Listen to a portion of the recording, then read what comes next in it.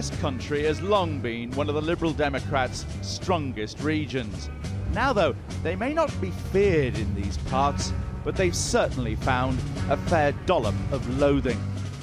We drove in our Hunter S. Thompson-esque Cadillac to Bradford-on-Avon, part of Chippenham, a Lib Dems seat, but where, in a poll last autumn, the party was 15% behind the Conservatives. The Lib Dem MP could be taking a back seat 3 months from now. I don't pretend it's going to be easy. This year, this constituency has a Lib Dem MP defending it for the first time in over 80 years. But you know, I'm proud of my record here, and I'm looking forward to settling that at the election. But the Ashcroft poll last autumn had you way behind the Conservative. It had my party way behind the Conservatives. So the key is to distance yourself from the party, is it?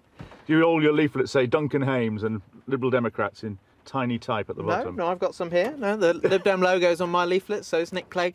But Nick Clegg's on your leaflet? Yes. Is that an asset? I'm very happy to have his endorsement. But will this week's big issue, the government's failure to clean up tax evasion, make any difference? Have you been reading about the tax avoidance? Of course, yes. And what do you think of that? Does that make you... you change your vote? Absolutely furious.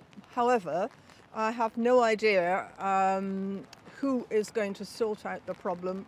None of the above, mate. None of the above? None of the above? Yeah, there's no one represents my views anymore. What do you think I used to vote Liberal, but I think that since they formed a coalition with the Conservatives, I've lost interest in them. The Conservative challenger proved surprisingly elusive. Her schedule was too busy, she told us. Undeterred, we dropped in on her local HQ. Hello? Is there anybody here? No? Apparently she's in Melksham. We'll go there.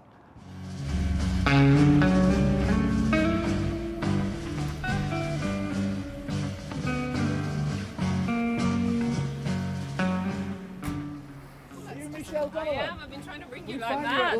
I won't take your phone. I thought you were too busy. Sent you about 7 missed calls on that phone. She denies that the tax controversy will do her or her party any harm.